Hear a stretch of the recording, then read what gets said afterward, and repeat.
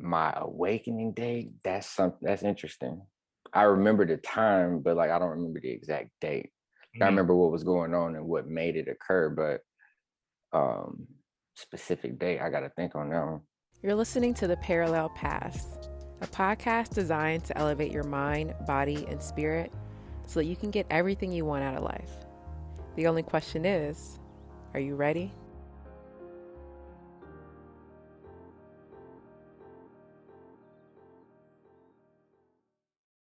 Well, hopefully everybody tuned in to the previous episode for the root chakra, because we explained what the chakra system was, what the word means, and we talked about why the chakra systems have the significations and associations that they have and how that works.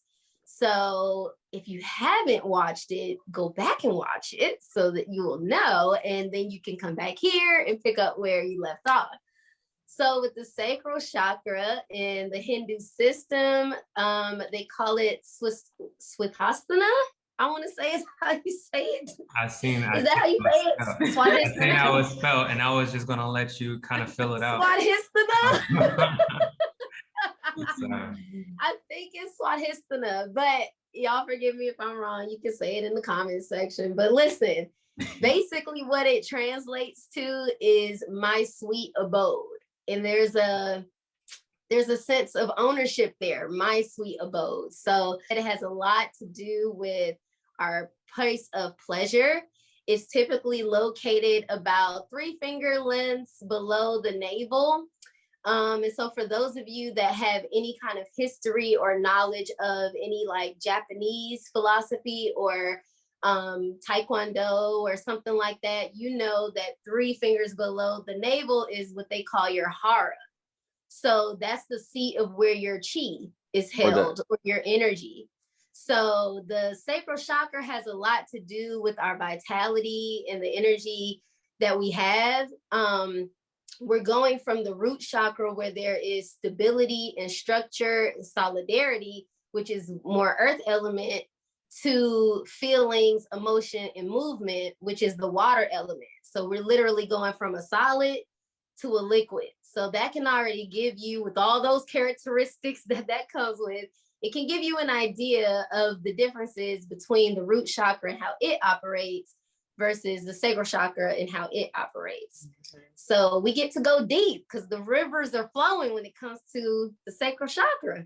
For a visual, if you think of like the root chakra as structure wise, if you think of the root chakra as your vessel, so if you're doing root chakra work, you're focusing on building your vessel. Then by the time you get to the sacral chakra is going to represent the contents that you're putting into the vessel. So it's really important to have a strong root chakra, because those contents, they have to be able to be held. They have to be able to keep up with. But there has to be enough room for movement, because if our vessel is too full and there's no room for movement, then again, water element, we become stagnant. It stinks. It attracts mosquitoes.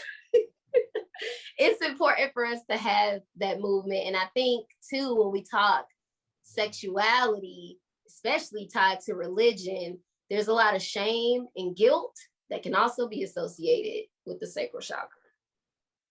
I've dealt with that a lot personally. I was actually going to say that. I feel like the sacral chakra, specifically just for Black people in general, this has been a tricky one out of all the chakras.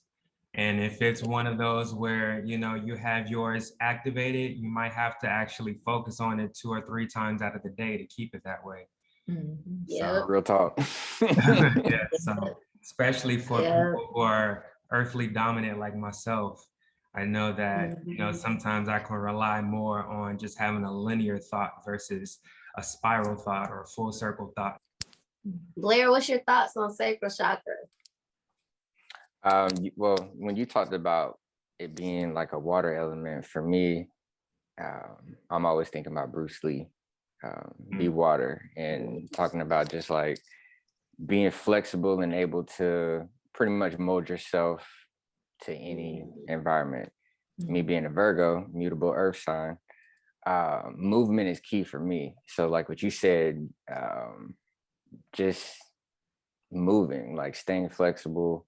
So whether that's doing qigong, whether that's doing yoga's for sure, but like just getting in my body for one, and figuring out like what are those tense areas, or what are the areas I need to breathe through certain things. And so from an emotional perspective, that's a release. And so a lot of times, like when you do have trapped emotions, it's in your body in different places. So let's say if you're, let's say your back, for me, that's areas of tension. And so I'm constantly on the floor or rolling my back out or doing something to stay loose. So I think that's probably where I give most of my work for my sacral. Movement. Yeah. That movement piece makes me, I'm always thinking about how, in what ways the system as it is systematically and strategically misaligning our chakras, because that's our power. We have that flow going. So when we think about movement, like being like water, society, just the way things are shaped and built, the way the streets are, the way most of the jobs are now, sitting stagnant, whether it's because of anxiety you're still, or because of your job or your lifestyle.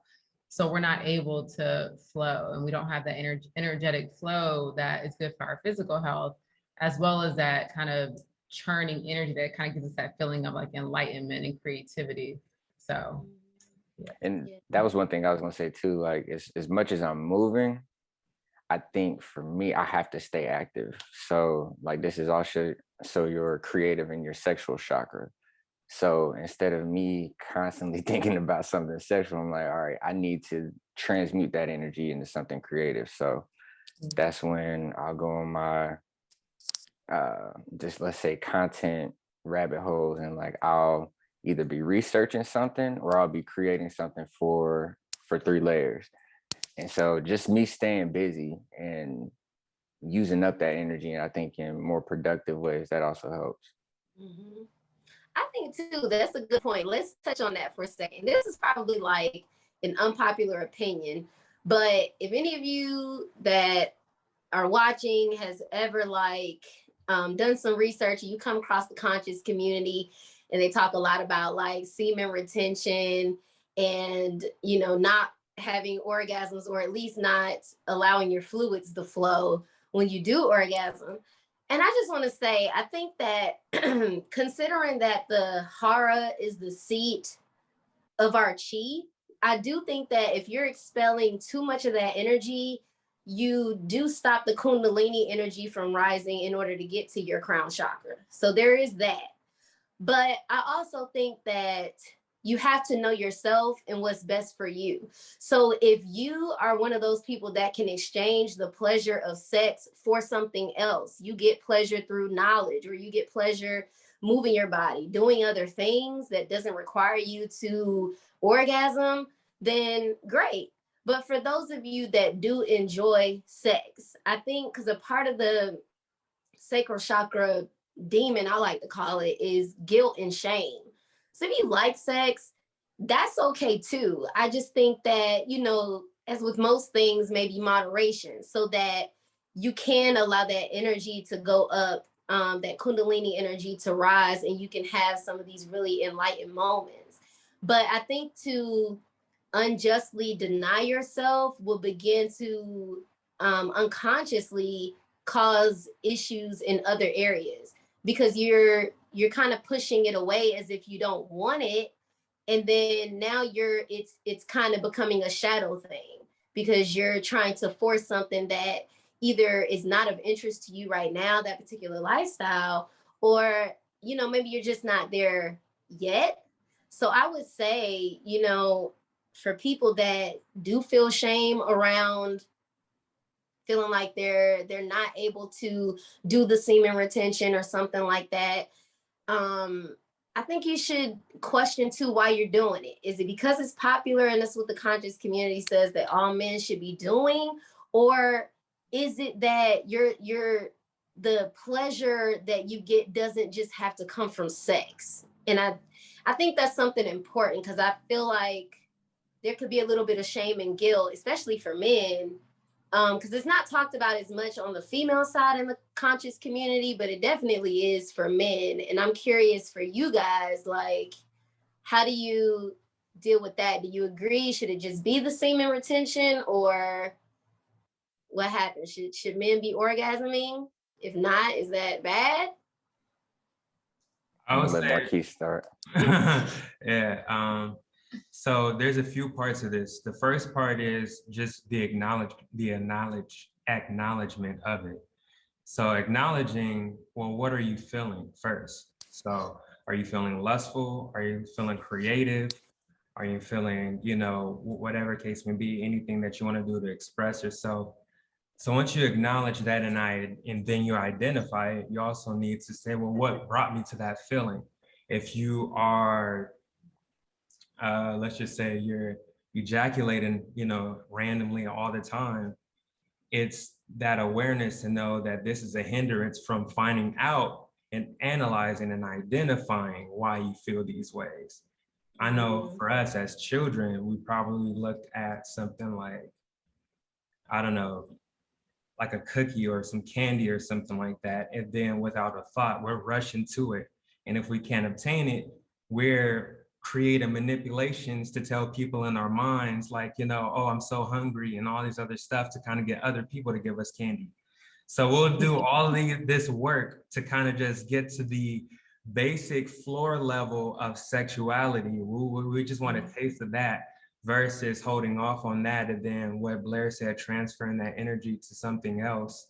So in a way, it's kind of like a subliminal encouragement where we brought in semen retention. Is this the practice of semen retention separate? And I'm sorry, Blair, I know your answer is coming next. Is this separate from abstinence? Because it sounds like discipline is involved here. Yeah, absolutely. So for me, I feel like, so abstinence is something tricky because it could be wrapped in a dogma of a religion. So when people kind of coincide abstinence with something, it's always in that bounds. And the main thing about, especially depending on what your sign is, you don't want to feel stagnant or constricted or bound to something. So for you to be able to express yourself openly, like you would need to think of it not as abstinence, but I'm allowing myself to feel myself, and that way, when you think of it that way, then you're just like, okay, I'm actually just trying to make sure that I'm maintaining my spiritual awareness by not committing to every time the flesh wants something to eat or the flesh wants something else, or I'm supposed to be reading a book or something like that, but the TV's on, so I'm already kind of distracted, or I'm on my phone every 10 seconds. Like those are just hindrances. You can put whatever name you want to call it in that dynamic, but it overall is just learning how you can be detached from that and allow yourself to open up. Okay. Yeah, I think from at least from my personal perspective and just stuff that I've experienced both sides of the coin, to where early in my 20s, I was probably way more sexually active than I should have been, to now to where I'm like, all right, let me reclaim that power and see what the other side looks like. And in doing so, like, I wouldn't say I'm practicing abstinence or whatever, but it's just more so I'm way more conscious about who I'm exchanging that energy with, because sex is a sacred energy exchange. And then with that, I do these energy practices. And so I can tell how I feel if I have not released in a while versus when I do, and then how I feel the days following. So I know it's something to it, as far as you actually losing life force every time you ejaculate. So I think it's more so kind of like what Marquis said. It's a matter of you being able to control, not only, like, I think you can still have sex and still retain. It's just a practice. You have to do that a few times. It's not like it's something that you just do once and you've mastered it. So I think as more men become aware of that, it's just a conscious awareness of putting in that practice to see if you can still please her plus retain your life force. And I know for a lot of women, they find the pleasure in taking the life force. Like, soon as you make him nut, it's like, oh, okay, I won. Oh yeah. But like, that shouldn't be your goal. Like, your goal for him should be to retain. Like, if you want him to be productive and be ambitious and have this creative energy, he needs that seed. So I think even to like the women, that would be my challenge to them. It's like, make him retain it. Like, still give him some, but make him retain it at the same time. So it really just depends on the perspective, but and where you're at, I would say in your journey, as far as like what your needs are and how you're able to transmute certain energy and so on and so forth. And it makes me think about that.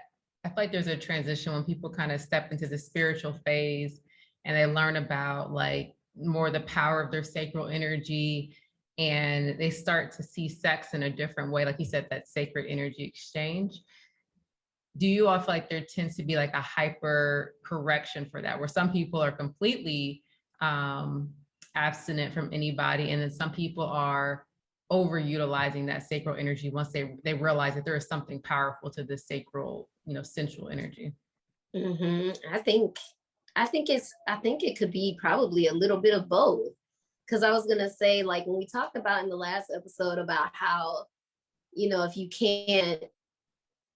you don't have enough energy to get done the things that you need, you don't have time for the things that you want. And so it's kind of like, if you take the average working person, male or female, they go to work. It's like, once you've gone to work, you've made the money. So you've secured your bills, so to speak, for the day. You fed yourself. So all of your needs are met. The next thing we typically do is seek to pleasure, whether we turn on the TV or, we want to have sex or whatever the next thing is. I think there could be a correlation too with when you're in the rat race. I think sex is the easiest tool of pleasure to get to, that's stimulating, I was you know what I'm saying? We all got like a yeah. Yeah, I definitely got something to piggyback off that. Go ahead, Marquise. I was gonna say how, or Makita, with this whole pleasure thing, again, going back on the society and the system, right. I wonder why they're attacking this one so much, because you have social media, which is nothing but dopamine, so you're getting that immediate reward in your brain. Everything's being so sexualized. Like, so why is that with their, I'm sure they're attacking all the chakras, but I see a lot of that in the culture. Well, everything is over sexualized. So from the music to what you see imagery, think about every time you open up Instagram, you got cheeks out.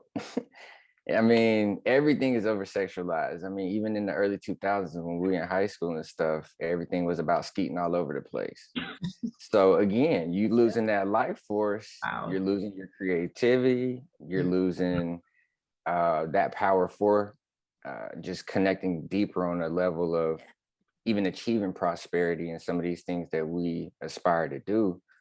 But again, the music is super trash now. Like, you can't listen to anything without it being over sexualized for the most part. Like, I would say 80% of music. So you really have to curate what you're listening to and what you're watching to even get that out of your subconscious, because again, we're seeing this stuff, so you might not be conscious of certain things, but your subconscious is running your reality. So we're taking in all this extra stimulus and then we're going to sleep with it. So if you're not doing something to cleanse yourself of it, it's just subconsciously playing out on a daily basis. I think we're looking for, I think that, like, if we consider like our childhood too, like where were moments in our lives where the sacral chakra and the expression of it was actually something to encourage in your children. Like, a lot of times, because if we're going from the root chakra of tribal community, a lot of things are at home, you're completely dependent upon mommy at the beginning, to sacral chakra of starting to realize there are people outside of you. It's not just you, and you're starting to have communication. those emotions of anger, because now people are affecting you and you're affecting them. That's coming up. I think that for those of us that, if it wasn't encouraged, a healthy sacral chakra, then there's shame and guilt around feeling like you can't express yourself. Because I think a blocked sacral chakra too means that you're not expressing yourself in a healthy manner. So then it becomes a part of the shadow. And then you have things like, you know, rape and the ugly part of sexual expression, or trying to find ways to get pleasure too, that's not so healthy. And so I kind of wonder, like, what do we do? And we can talk about it from a childhood standpoint or as adults.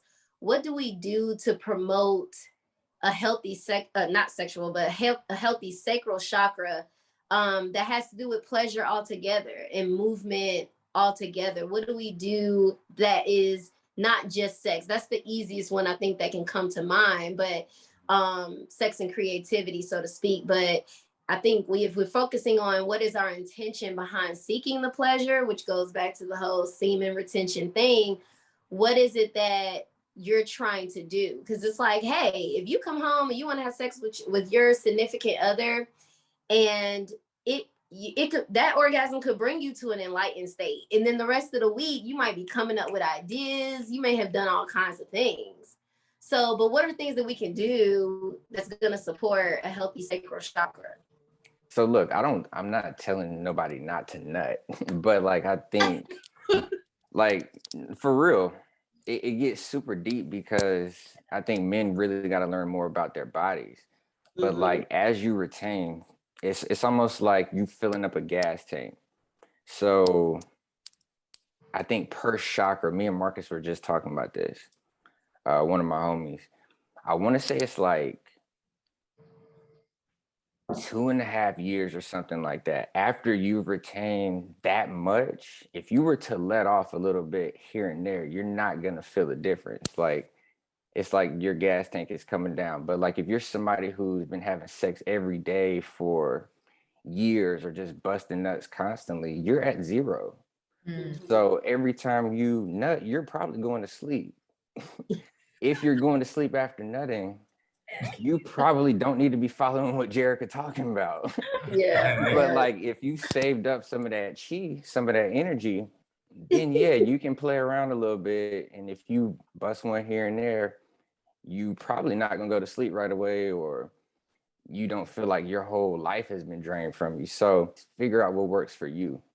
I know for me, just literally just thinking about refining the sacral chakra is definitely a lot of like going over history and historical events. For those who obviously been in places where maybe their sacral chakra was completely open, or they maybe, you know, trusted their significant other, and then sexual assault happens, or when it comes down to being in an environment where you trust your friends or something like that, and you have this extra connection with your friends and you do everything with them, but then you get, you know, that other side of it where they're all leaving you, and now you have this fear of being alone and stuff like that. So we have to look at these instances throughout our time from childhood to basically now to figure out, well, what is something that I haven't yet visited? And also, what is something that I can do to make sure that I do whatever I can to refine this part? Because I don't want to be walking around with like, you know, you ever see like a gas station and it's like the name is lit up at night, but like 2 or 3 letters don't light up. And so it kind of makes a different word. Like it now it says ho, house. You know what I mean? So I feel like with the sacral chakra, I feel like if it's completely lit, it should be your house. But like, you know, obviously if it's off balance, off kilter a little bit, and lights flickering and only ho is HO is out there, then it's like, that's the energy that you're gonna have for that day. So, A house or a home. yeah, house or a hoe. That's hilarious, bro. A house or a home. Basically, But I know for us, we really also have to sit down and figure out, like, what do we think about the opposite sex entirely? Like, we also have to be responsible with that, because if we are still having these same mechanisms that we're using when we're in college, trying to attract the other or the opposite sex or same sex, whatever case may be, but just attracting somebody to you, and then you either sucking life energy out of them or vice versa, to the point where one person might feel like incomplete, or they might be vying so much for your attention because they can't even envision how to live off of their own energy. Like, you know, those are things that we have to kind of figure out. So that way we don't have comments like men ain't, you know, shit, or women ain't shit, you know, all this other stuff, when we're really not even dissecting the entire program that we've been putting in our brains anyways, you know. Then I can actually come up with a conscious decision on, like, well, I mean, if I relate to this woman this way, then I should be relating to my mother this way, like that type of thing. And just breaking it down that way we can come together and realize that we actually just need to learn how to love ourselves again, or love each other again, without all of this, you know, segregation going on. Yeah. And that love ourselves again part, it makes me think about what you had originally asked Jerick about how do we nurture this in like childhood early on. I think is encouraging that curiosity, because ultimately, you know, when a child is doing anything, it's they're seeking pleasure out of it. That's all they're focused on. As a toddler, they're putting it in their mouth, they're exploring. That learning process is pleasurable. But I think when we tell children, like, don't do that out of, you know, I don't want you to get injured, or I don't want you to put something nasty in your mouth, constantly saying no, no, no, it's then teaching them that, okay, this learning, this exploring isn't my sense of pleasure. It's whatever society is telling me how I'm supposed to operate. And I think that's what then ultimately leads that imbalance later on, to where we, you know, have that emotional imbalance in relationships, or relationship with self, or relationship with others.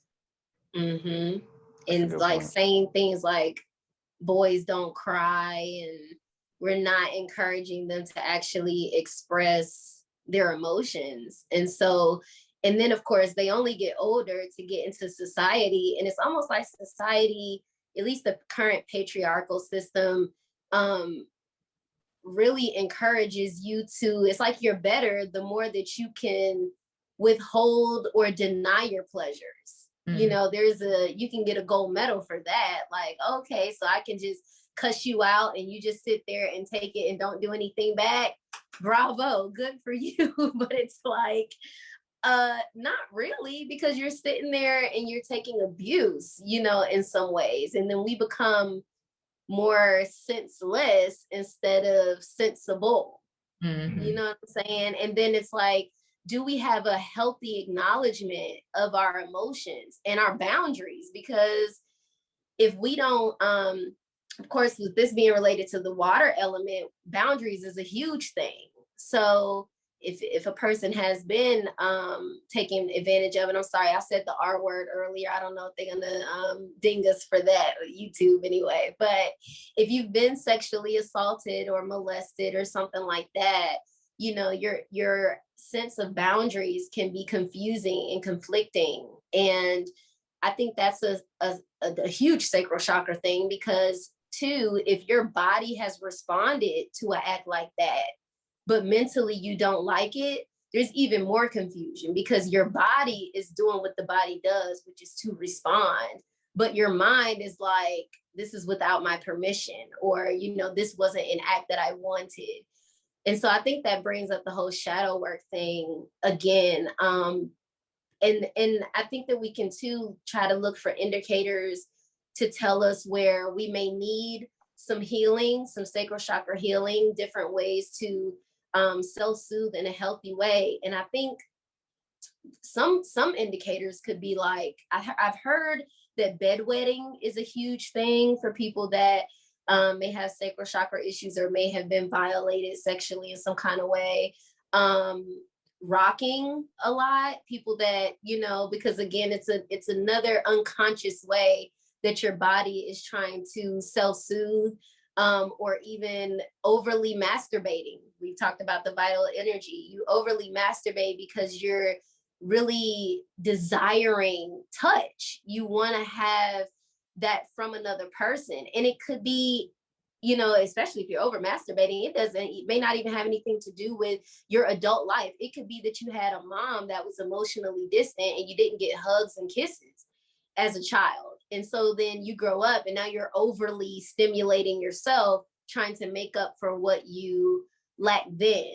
So I would say, you know, like for people that's listening or watching, you know, try to think back into your childhood or even now, if you're an adult, and figure out if there are any indicators of where you feel like are you falling asleep right after you have sex? Are you feeling cloudy when it comes to trying to come up with creative ideas? Do you feel like you're not creative at all? Fibroids for women or prostate issues for men. You know, what are those ways that you feel like you may have a deficiency in your sacral chakra? And then, of course, we'll be able to talk about some things that we can do. Blair already talked about movement, but some things that you can do to start to try to heal that. One thing that's in my background is a mudra. You see on both sides of me, but even just taking not your pointer finger, but your second finger and your thumb, that's a good mudra to sit in during meditation to balance that chakra. I would have so many clients who had sexual trauma, and the treatment for it was basically one of the most common treatments is kind of re-exposing yourself to the trauma story and continuing to revisit it until it no longer is scary to you. But the issue, which is basically you're just habituating yourself to something until it's no longer emotionally triggering. But it doesn't actually get to the energetic issue that you have, you know, that energetic pain and trauma stored in you, and that there's this spiritual work that needs to be done. And that's why I couldn't get with the program, you know, is because I knew that there was so much more, but I can't be sitting there talking about crystals and chakras with my, you know, therapy patients. So look, have you know Neville Goddard, right? Mm-hmm. Okay. Have you heard of his practice of revision? Mm-mm. So in like that type of situation, like if they have to revisit that event mentally, have them see it how they would have wanted the outcome to be. Oh yeah, I've done, like, I didn't know the term for that, but I've done that with clients. Like I've taken them down to meditation, or I've had them like go and sit with themselves and give themselves the comfort and validation that they would have needed, and then like walk out of that memory. We also have color associations, which is orange. Orange is the second slowest on the electromagnetic spectrum, right above red.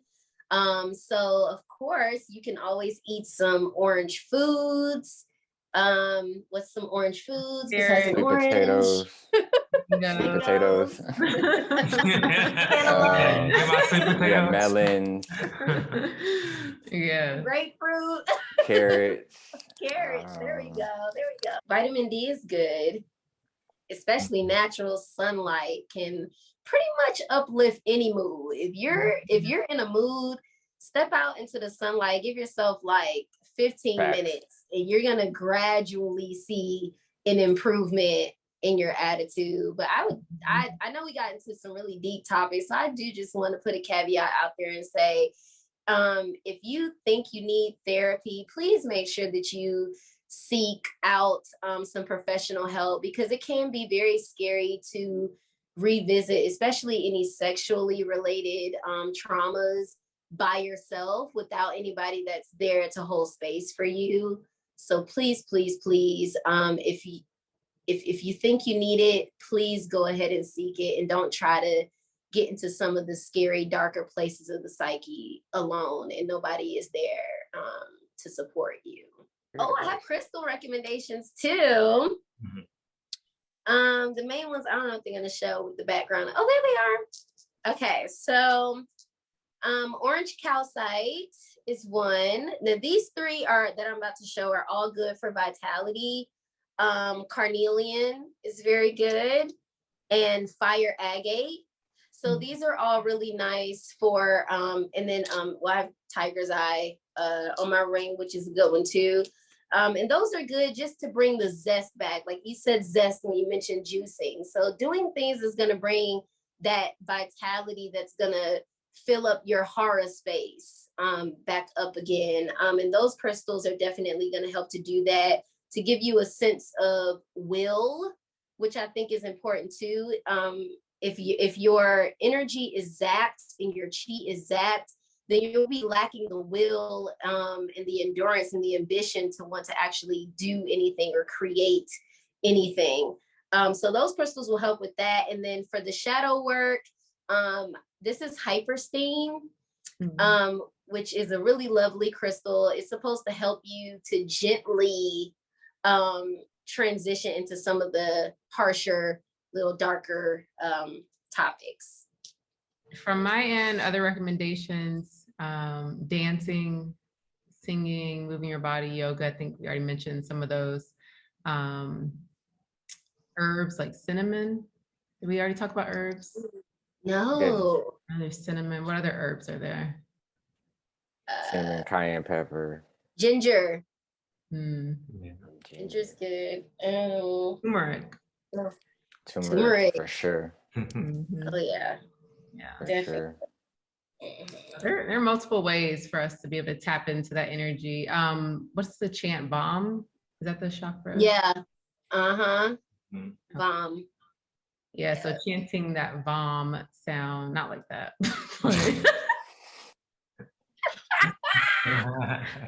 You wanna do but yeah, chanting bomb, that vibration you can create. Even I've heard that even if you're just saying it in your head, if you're chanting in your head, if you don't want to chant it out loud, not as effective, but still just chanting it inside can stimulate that vibration. You can definitely feel it too. Like if you have a way to kind of like clog your airways. So either if you can, hold your nose like that, and then just have like a deep tone in your hum, you'll be able to hear it inside your head. So that's just if you want to at least kind of know what the pitch is and, be familiar with it yourself. That way, when you vocalize it, it'll feel that much more natural, and you actually have that instant connectivity with opening that chakra, their sacral chakra. That's dope. I always like to know the why behind stuff. So you guys correct me if I'm wrong, but the lotus position that we tend to sit in when we meditate, is that not to represent the triangle? And when you're doing the mudras, it's the flow of the chi when you're in that position that helps as to why we change the mudras? Is that right? Well, I mean, it's each finger is an element attached to it. So, so with your second finger, that's like your thumb is the fire element. So the middle finger would be your space element, like space, ether also. So it's like it's a balancing of the fire in that space in a sense. So again, taking down creative energy, creative thoughts, it makes sense now that I'm kind of talking about it. But like I was gonna say too, like even with kids, just encouraging whatever their creative talent is. So like if they like something musical or if it's something artistic, as a parent, really continue to invest in that and push them to do different things like that.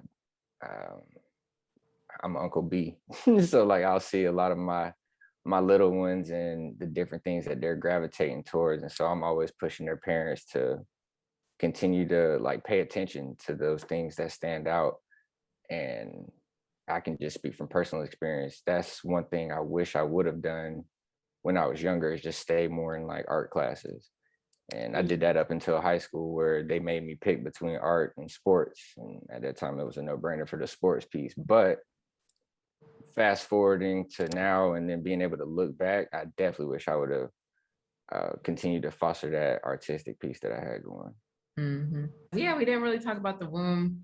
There is this new whole womb, honoring your womb space. It's not new, but I feel like it's becoming more, mainstream. Popular. Yeah, like your womb space. And I think even if some of it is for clout, at least women are bringing awareness that this is their power center. And for us, that's the organ that's associated with our sacral area. It's our womb space, our creative portal. That thing need to be sacred. Yeah. Y'all need to protect that box for sure. Hey, not the box.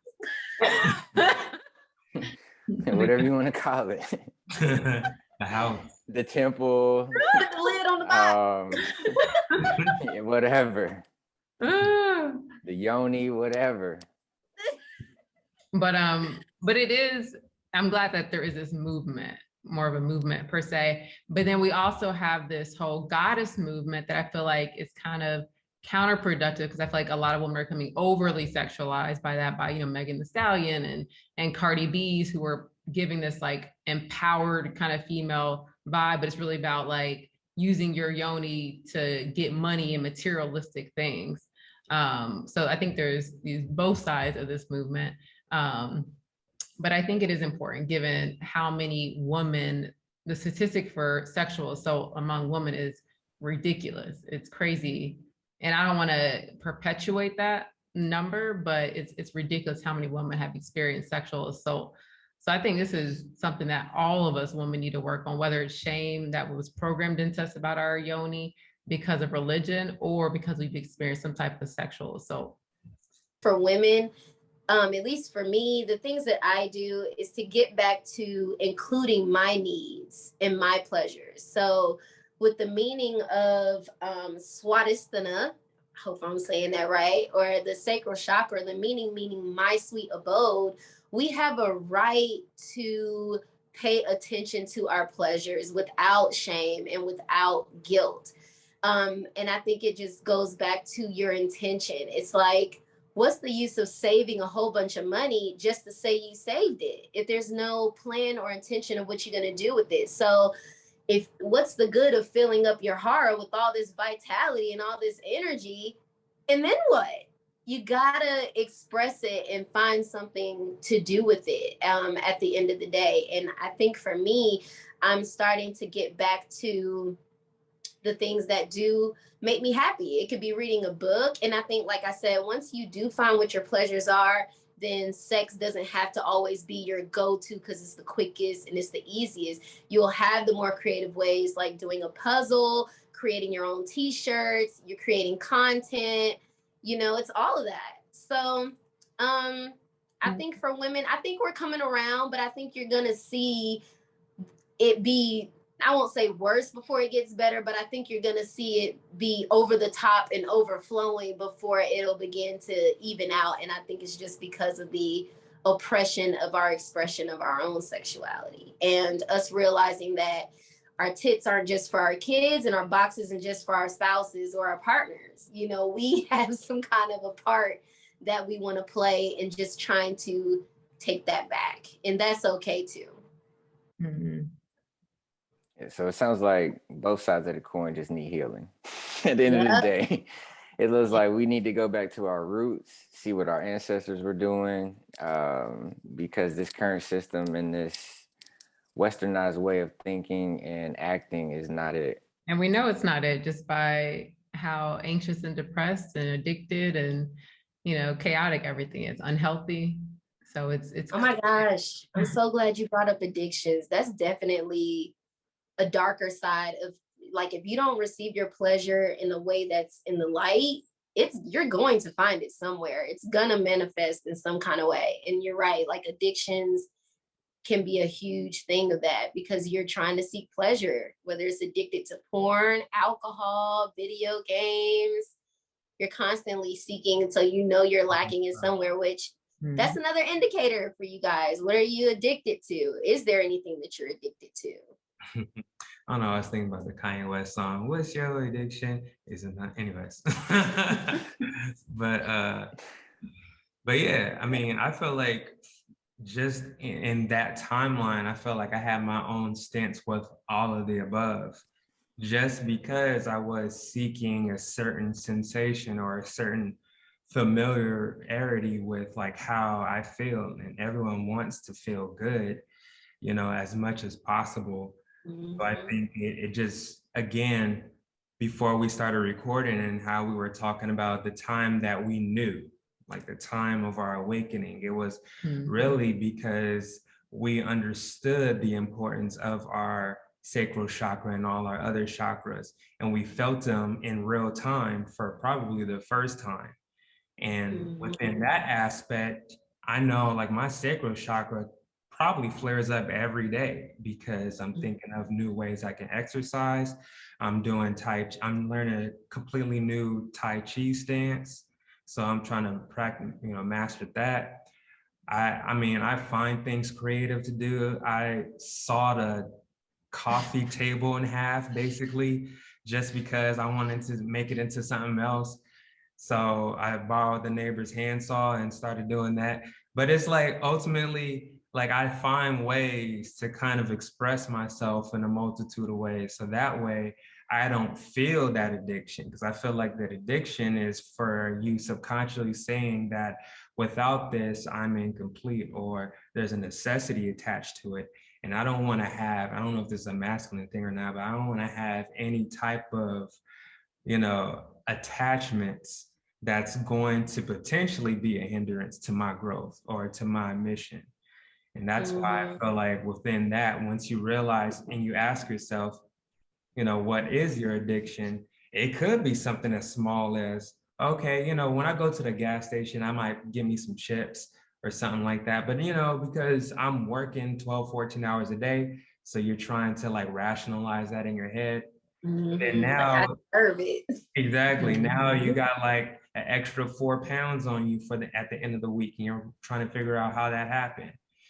So it comes down to that, or video games, or drinking, or whatever it is that could essentially just be a coping mechanism for your body to feel some type of reassurance. And a lot of things that we think feel good, eventually you grow out of them. And like your pleasure is in new things. You'll get pleasure out of knowing that you got up on time. You'll get pleasure out of knowing that you're eating something healthy and clean that's going to raise your vibration, versus getting pleasure in that moment of, oh, I'm about to eat this Taco Bell. And then, knowing that's going to mess, I don't know why I said Taco Bell, but knowing that it's going to mess up your stomach. So it's, when you're making these transitions, I would say, get that accountability, that support, because again, you're working against what you believe is pleasurable. So that's going to take a lot of will, so tap into some support when you are making these transitions and give it time. Because eventually, like Blair said, like with the sugars, you'll no longer crave it, because again, you're reprogramming yourself to find pleasure in something that's actually good for you. Oh, and from an astrology standpoint, for anybody that maybe you have a deficient sacral chakra and you don't know what makes you happy or what pleases you, you can definitely look to Venus in your chart and look for the sign that it's in as well as the house that it's in. So for example, for me, I have Venus in Taurus in the 8th house. So for me, food, anything Venusian, music, art, things that are beautiful, redecorating a room. And then with it being in the 8th house, I love studying psychology, higher learning. I like talking about the deep, dark aspects of the mind. So yeah, if you're not sure, definitely look at your astrology chart and see where your Venus, see what sign it's in. I know we gave everybody, the people, a lot today. Do we want to start wrapping it up? Any last and final words, any take-home points, things that people really need to tap into? Question everything, no self. That's it for me. Yeah, I agree. I think sit with yourself and see what your needs are, no matter how weird you feel like they are. If they don't bring harm to anybody else, then go for it. Go for it, because that's your creativity and your passions is what's going to lead to the birth of the next chakra, which is the solar plexus and identity. So yeah, definitely sit with it and do the work, and re-listen to the podcast so you can make sure you got everything. Yeah. I was also going to say that, again, melanated folk, we definitely got to take initiative and tap into making whatever we need to do to refine this the best way possible. We had so much trouble with this in particular, this aspect in particular, because again, once you get into your identity within the solar plexus, it literally rides and derives from whatever you've implemented into your sacral chakra. So dismiss yourself from all these other distractions and people and gadgets and devices just to do yourself a favor.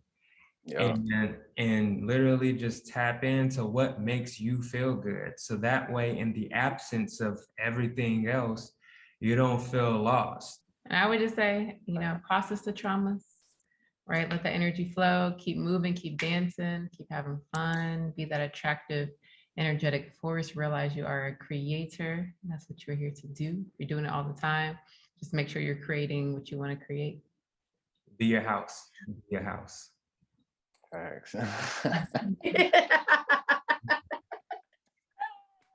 All right, y'all. So thank you for joining us for this episode of the Parallel Paths podcast. Be sure to like, share, and subscribe. Check out last week's video if you haven't seen it already. Peace. Peace.